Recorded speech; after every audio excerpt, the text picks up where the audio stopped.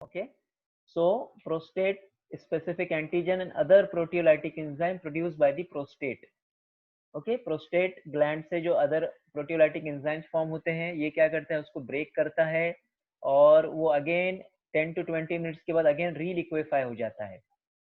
Abnormal and delayed liquefaction of clotted semen may cause complete or partial immobilization of the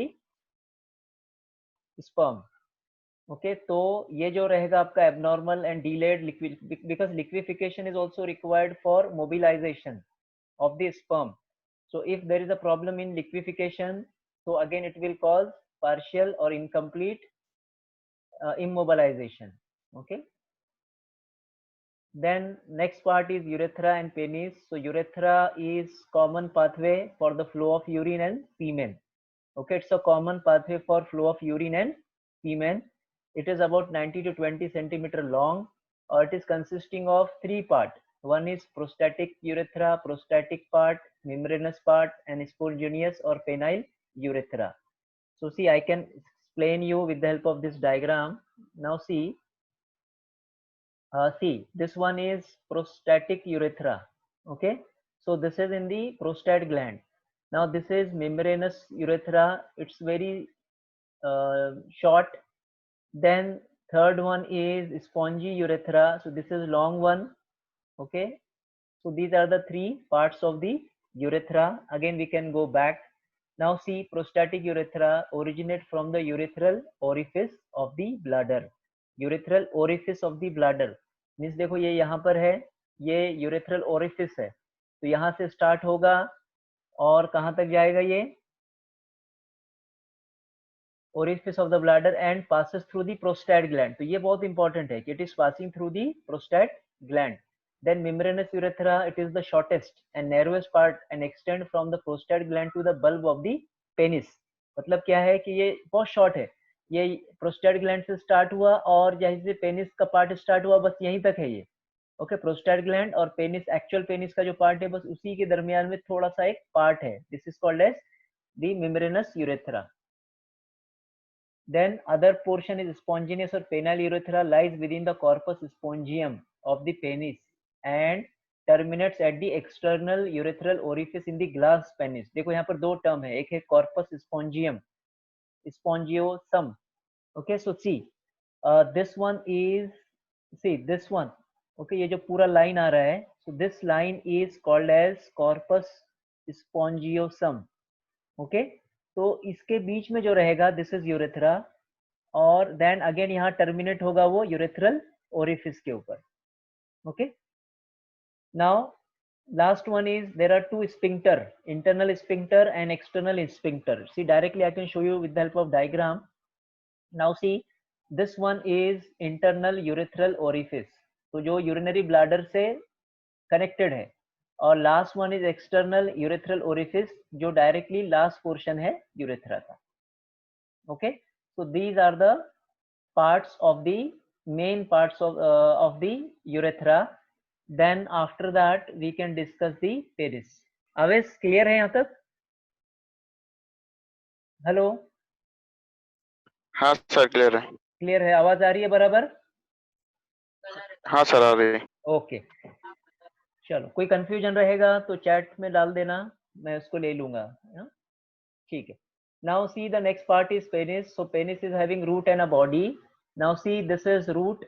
देखो यहाँ पर मैंने yellow से highlight किया है. Then second one is body of the penis. ये पूरा बॉडी है. Then the root lies in the perineum and the body surrounds the urethra. तो ये जो रहेगा root, it is in the perineum, deep muscles of the perineum. Perineum is a part, okay, part. So and other portion, the body is surrounding the urethra. Now see, it is formed by the cylindrical masses of the erectile tissue and involuntary muscle. Okay, देखो दो portion है यहाँ पे, एक है erectile tissue and second one is involuntary muscle. Okay, so involuntary muscle means it is not in our control, and second one is erectile tissue, so it helps in the erection. Then the urethra is covered by the two columns, which is called as corpora cavernosa and corpus spongiosum. Now see, जैसे ये तो अभी हमने discuss किया corpus spongiosum. Second one is corpora cavernosa. Okay, so this one, ये जो पूरा है ये पूरा एक कॉलम है, यहाँ पर एक whole total column is given, and this is corpus spongiosum, this is corpus spongiosum. Okay, a triangle structure at the tip end of the glans penis. Okay, triangle structure है, जैसे ये यहाँ पर है. Okay, this is triangle structure, this is triangle structure. Now this structure is covered by the skin which is called as foreskin or prepuce. So this is the foreskin. ये जो ऊपर से ऊपर का जो लेयर दिख रहा है, this is foreskin. Now it is supplied by autonomic and somatic nervous system. Okay. Now see parasympathetic stimulation is there. जैसे autonomic का जहाँ पर point आता है, means it is having sympathetic stimulation as well as parasympathetic stimulation. तो यहाँ पर क्या है कि parasympathetic stimulation है, it helps in filling the spongy rectal tissue with blood and caused arteriolar dilation and venoconstriction. तो यहाँ पर क्या होता है कि parasympathetic stimulation जब होगा so it will cause filling of the blood. Okay, filling of the blood with the help of arteriolar dilation. जितने भी arteries रहेंगे वो dilate हो जाएंगे, और venoconstriction, vein का constriction हो जाएगा, तो blood क्या होगा, एक तरह से यहाँ पर accumulate हो जाएगा. So that gives swelling of the penis, that is encroachment and erection of the penis, which is required for the coitus to occur. Okay, so these are the anatomical parts of the penis. So this can come in exam. The possibility is low, but you prepare it. That's why I have given you detailed slides. Okay, कि ये आप एक notes की तरह भी इसको use कर सकते हैं, but फिर भी जो है इसको तुम रॉसन विल्सन से देख लेना और डिटेल के लिए. Okay, so next part is now female reproductive system. इसमें कोई confusion है किसी को तो चैट बॉक्स में डाल दो. अभी तक मेल रिप्रोडक्टिव सिस्टम में कोई कंफ्यूजन है? No sir. No sir. मैं यहाँ टाइप कर रहा हूँ.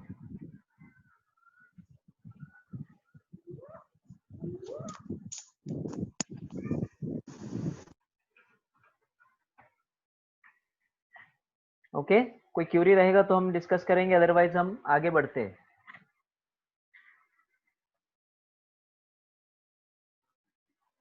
ओके, तो एक काम कर लेना कि मैं पावर पॉइंट भेज दूंगा, एक बार उसको रीड कर लेना.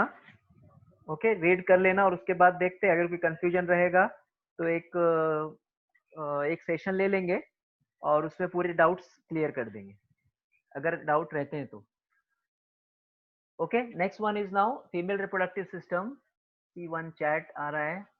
Okay, that is for attendance. Okay, now see female reproductive system. So one second.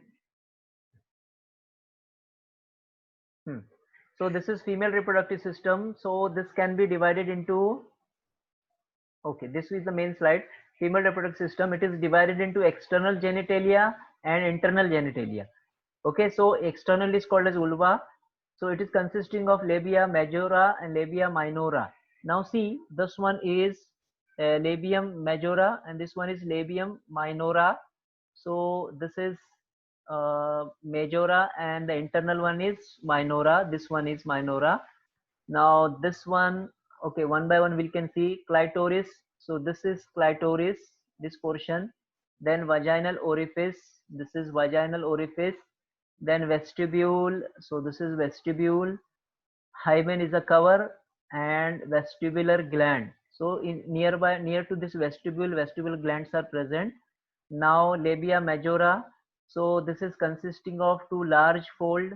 Okay, and it's a boundary of the vulva. So it is the boundary. Then composed of large sebaceous gland, and at puberty hair grows on the monus pubis. This is monus pubis, and on the lateral surface of the labia majora. So this is the first part of the, okay, attendance. Oh, no problem. So this is first part of the external genitalia. Then labia minora. So again, two small fold of the skin contains sebaceous gland. A cleft between the labia minora is vestibule.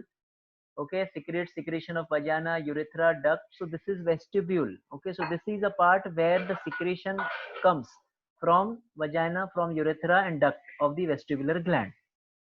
Okay, so this is external genitalia.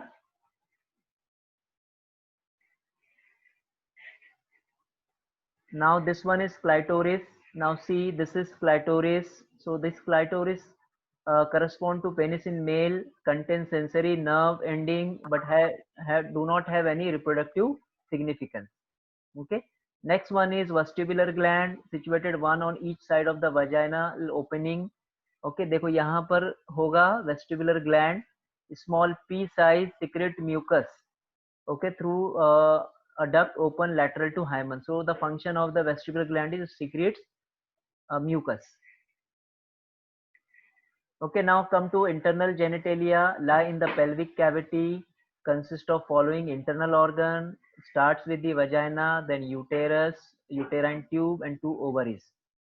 Okay, vagina, it is fibromuscular tubule lined with stratified squamous epithelium connecting external and internal organ. Okay, anterior wall is 7.5 centimeter long, posterior wall is 9 centimeter long. Directly I can show you this diagram. Now see, this one is vagina. Okay, so a large portion of 7.5 centimeter. So this is a connecting part between the external, जैसे अगर यहाँ imagine करें हम external genitalia होगा, तो उसके अंदर जो रहेगा, this one will be the first part of the internal genitalia. उसके बाद अगर हम देखेंगे तो ये one second एडमिट करता हूँ. ओके, सो इसके बाद अगर हम देखेंगे तो एक्सटर्नल ओपनिंग रहेगा सर्विक्स का. उसके बाद ये सर्विक्स का पार्ट रहेगा, cavity of the cervix. Then यहाँ पर फिर जो है ये आ जाएगा यूटेरस. ओके, और यहाँ पर आ जाएगा यूटेराइन ट्यूब. तो फर्स्ट पोर्शन जो रहेगा, this will be the vagina. Okay,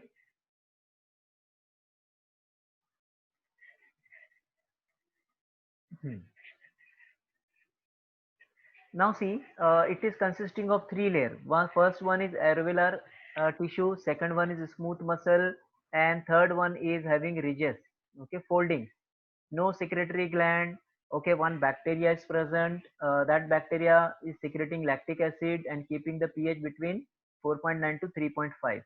अब ये द एसिडिटी जो रहेगा इसका भी यूज है, और ये क्या करता है कि जो अदर माइक्रोब्स है उसको जो है सस्टेन करना अलाउ नहीं करता है. वहां पर जो है दूसरे माइक्रोब्स नहीं आ सकते, because already this bacteria is there.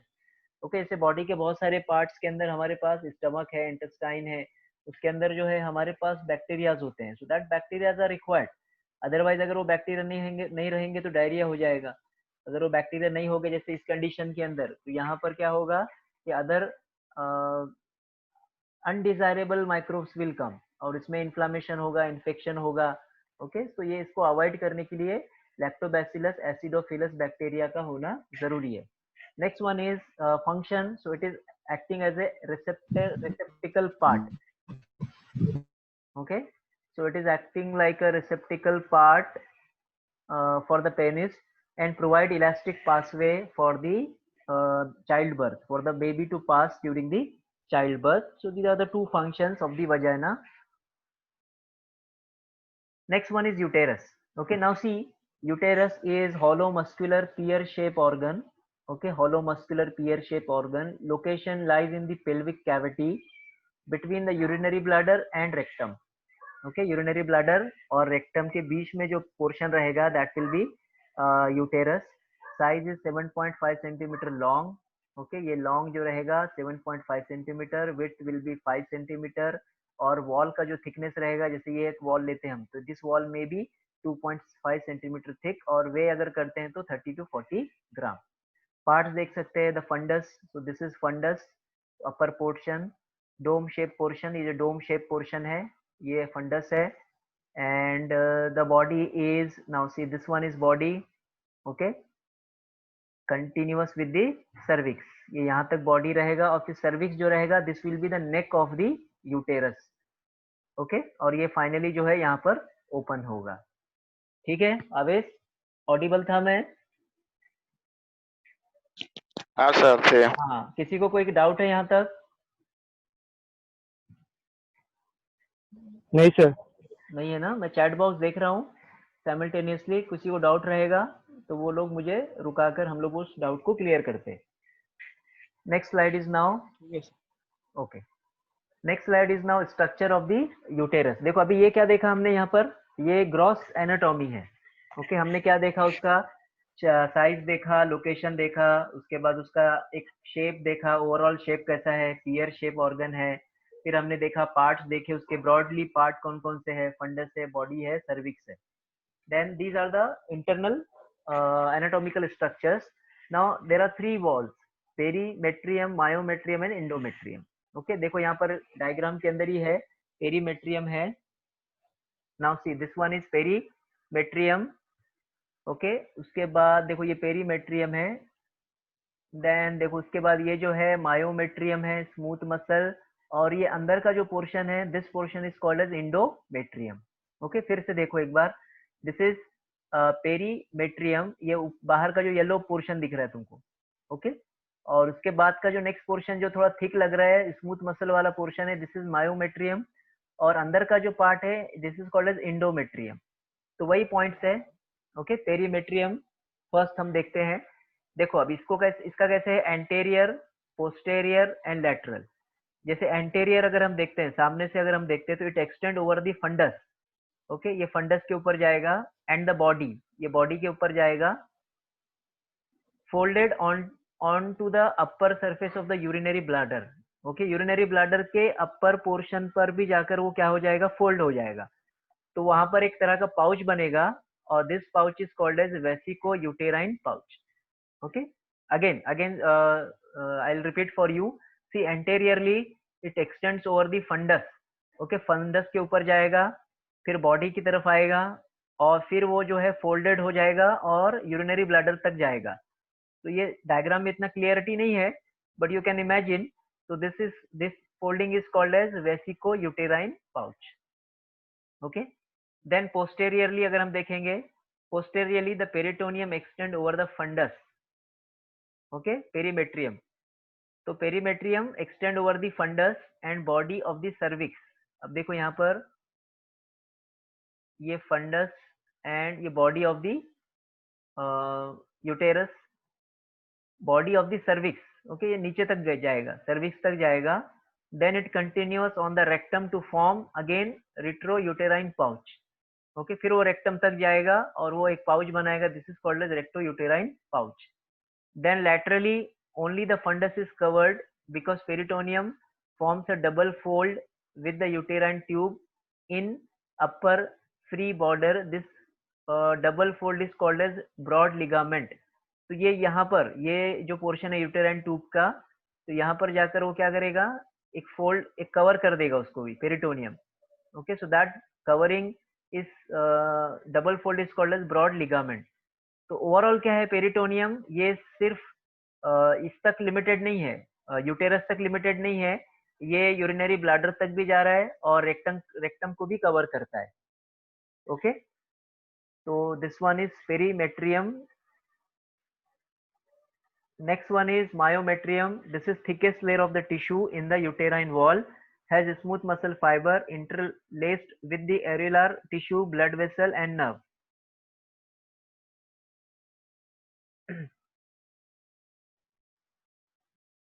Okay so myometrium, इसके अंदर it is consisting of blood vessels and nerves. Then endometrium, this is columnar epithelium containing a large number of mucus secreting tubular glands. okay so endometrium is consisting of tubular gland. now see endometrium is having a main role. अब देखो यहाँ पर एक functional layer है, एक basal layer है।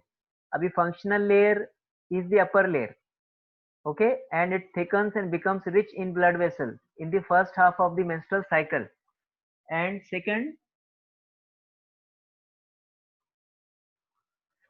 second is, one second, I have a message.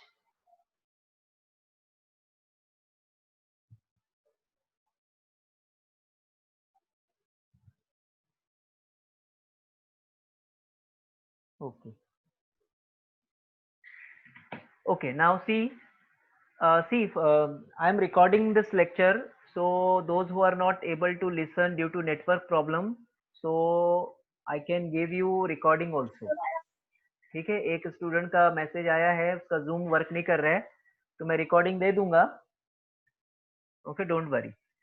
Now see the functional layer. So this functional layer is having blood vessels, तो ये क्या होता है कि इसके अंदर चेंजेस होंगे, जैसे first half of the menstrual cycle there will be development of blood vessel if the OM is not fertilized, okay, and does not implant, this layer shed during menstruation.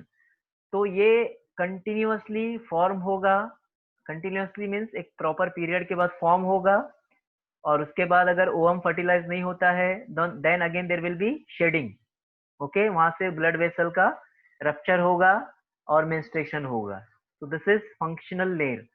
Second layer is basal layer, lies next to the myometrium, okay, next to the myometrium. जो second layer है उससे उसके just लगकर है, is not lost during the menstruation, it is the layer from which the fresh functional layer is regenerated during each cycle. देखो इसीलिए इसको क्या करते हैं हम लोग बेसल लेयर डिफाइन करते हैं, बिकॉज ये फंक्शनल लेयर को फॉर्म करने में हेल्प करती है, ये खुद जो है डिस्ट्रक्ट नहीं होती है, इसलिए हम उसको बेसिक, ओके, बेसल लेयर हम इसको डिफाइन करते हैं. The upper 2/3 of the cervical canal is lined with the mucous membrane.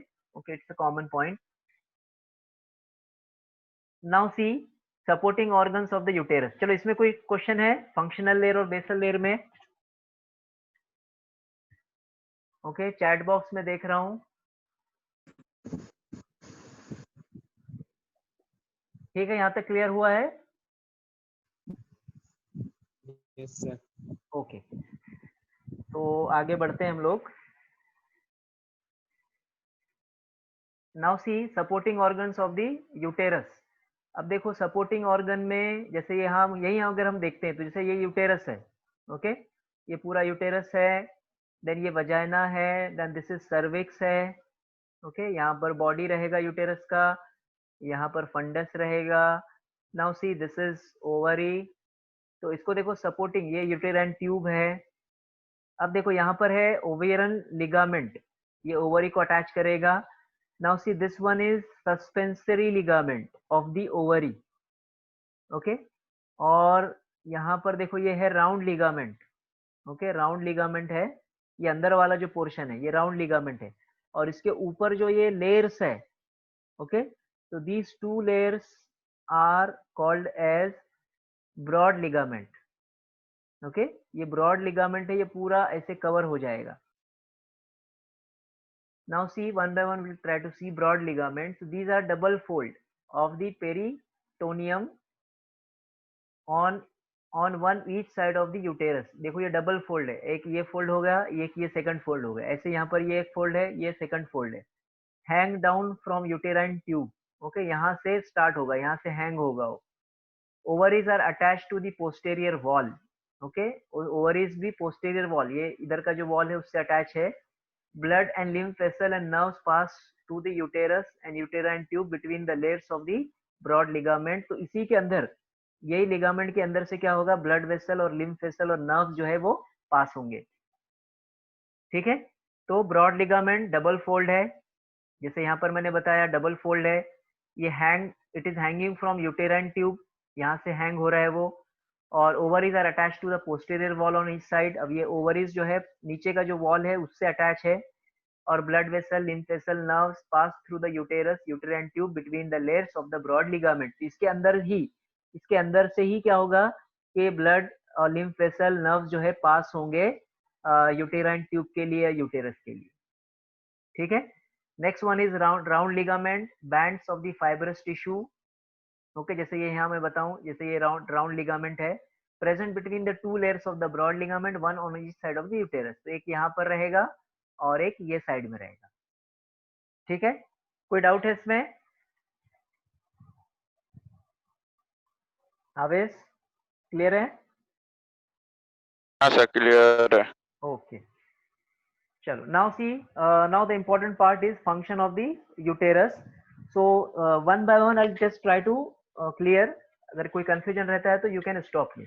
C the first, at puberty, okay, so the endometrium of the uterus goes through a regular cycle of changes which is called as menstrual cycle. okay, तो at puberty क्या होगा कि endometrium जो अंदर वाला जो layer है, so that is going through the changes, monthly changes. So that changes is called as menstrual cycle, which is under the control of hypothalamic and anterior pituitary hormone. तो ये जो भी changes होंगे तो ये चेंजेस होंगे hypothalamic और anterior pituitary hormone की वजह से, इसी के कंट्रोल में होंगे चेंजेस। तो एक एज तक ये हार्मोन होते हैं, उसके बाद क्या होगा कि वो हार्मोन का क्वांटिटी कम होगा, तो मेंस्ट्रुअल साइकिल क्या होगी, स्टॉप होगी। जैसे प्यूबर्टी से पहले ये हार्मोन सिक्रीट नहीं होंगे, उसके बाद menopause at the age of 45 और 50, उसके बाद ये हार्मोन सिक्रीट नहीं होंगे, तो मेंस्ट्रुअल साइकिल स्टॉप हो जाएगा, स्टार्ट नहीं होगा बिफोर द प्यूबर्टी, और आफ्टर और at the end of the puberty वो वापस से बंद हो जाएगा। तो ये सब डिपेंड करेगा हार्मोन्स के ऊपर, ठीक है। Next part, the purpose of the cycle is to prepare the uterus to receive, nourish and protect the fertilise ovum. तो इसका मेन फंक्शन क्या है साइकिल का, कि ये यूटेरस को प्रिपेयर करता है for receiving, for nourishing and for protection of the fertilise ovum. Okay, तो ये पूरा ओवम के लिए ही ये पूरा एक नेचुरल अरेंजमेंट है फीमेल के बॉडी में।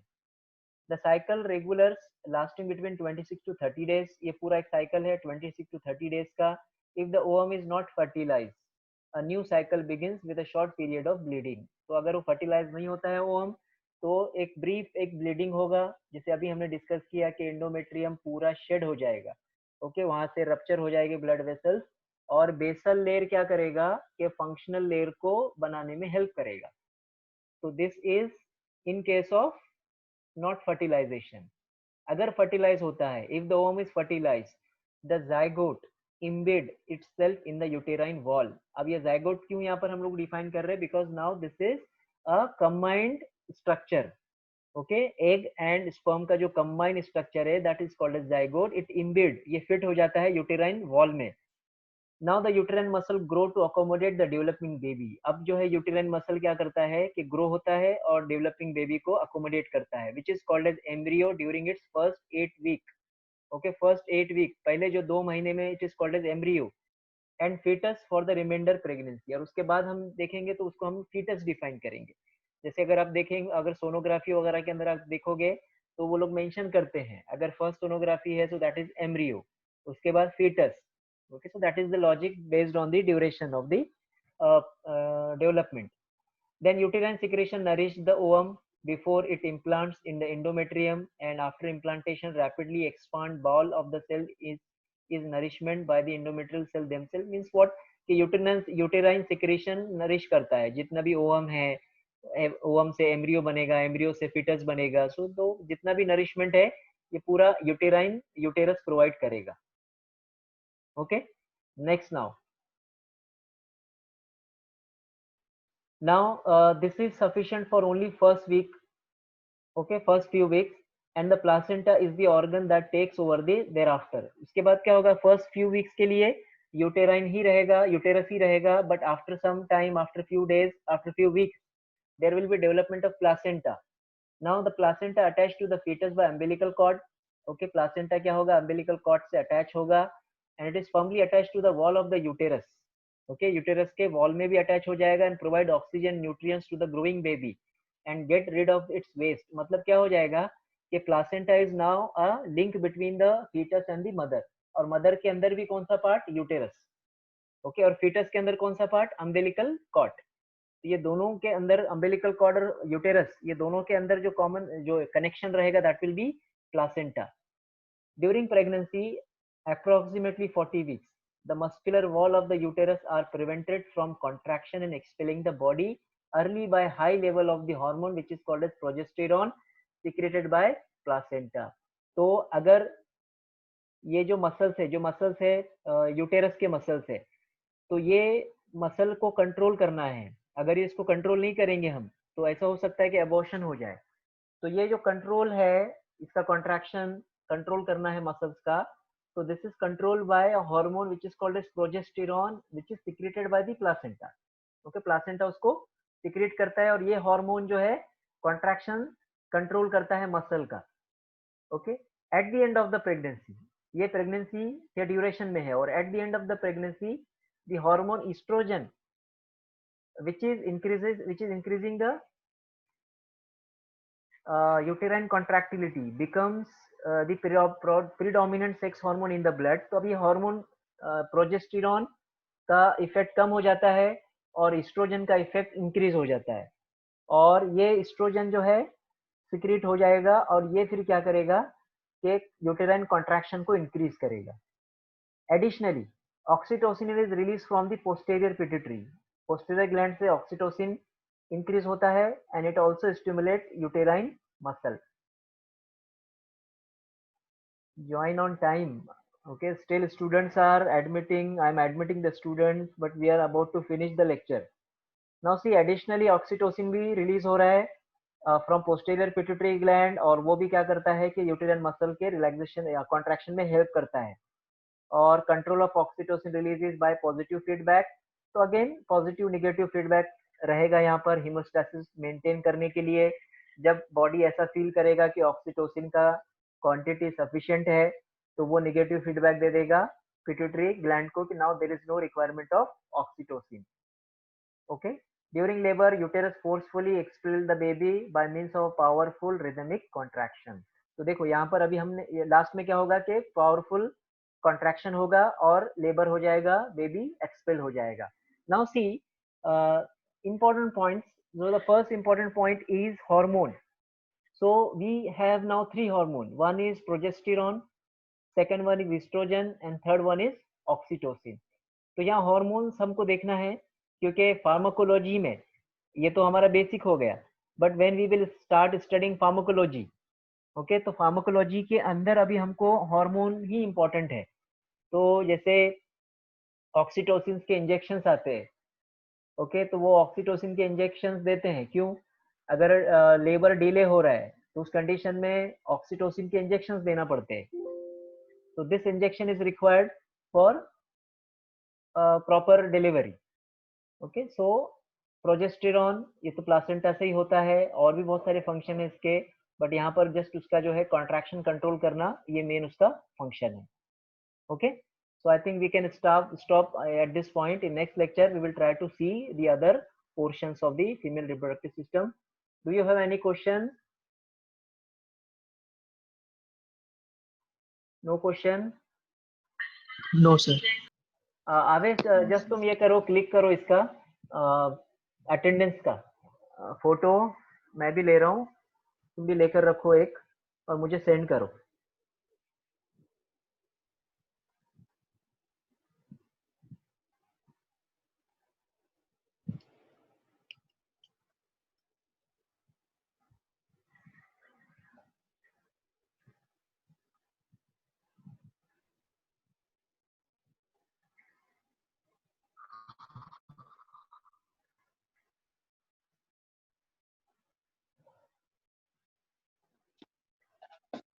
ले लिया सर। हाँ ले लिया। Yes sir. हाँ, कितने स्टूडेंट है टोटल?